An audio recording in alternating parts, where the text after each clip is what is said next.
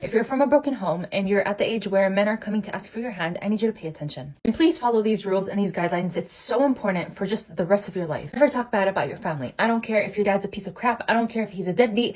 Never ever give the person a chance to know anything bad that your parents may have done to you. I know that's hard because us females, we like to open up. We like to talk about these things. We like to talk about our emotions, and we always think that the people across from us are going to be empathetic. But you know what? They're not. They use this stuff for ammunition, and a lot of toxic men will look for girls that come from broken homes. So once they hear that the mom is problematic, the dad is problematic, you've had a horrible life, they're going to be like, this is the perfect girl that I can take in control. Number 2, never let anyone label you as a victim. Okay, so if someone says like, oh, these poor girls, you know, they've been through so much.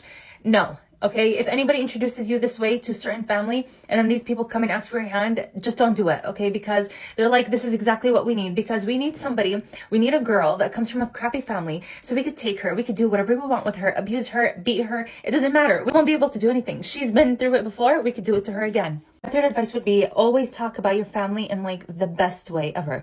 Always make them bigger than they actually are. Be like, you know what, my dad was the best man ever. And he did this and this and this and this and this for me. Because that man, whoever you're going to get married to, he's going to listen to what you're saying, and he's going to be like, okay, I have competition. I have these standards that I have to meet.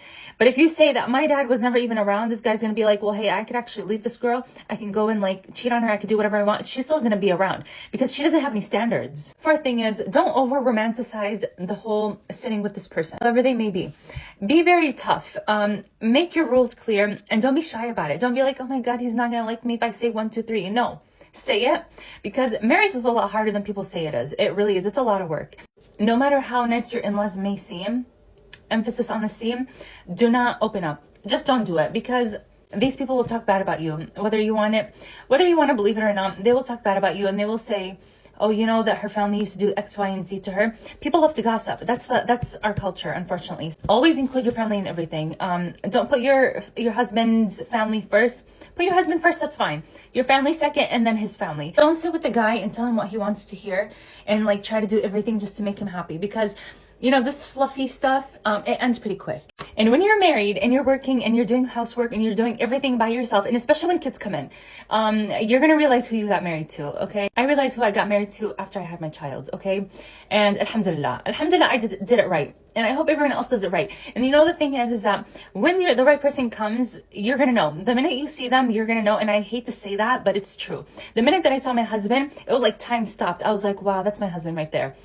And of course, I listened to everything that he told me. Like, I remember one day he told me, he's like, I'm telling you right now, I will never do a dish in the house. And I heard it and I accepted it. I'm like, okay, that's fine. He's not trying to make himself perfect. And I told him some stuff and I was like, yeah, I'm never going to do this. And that's it.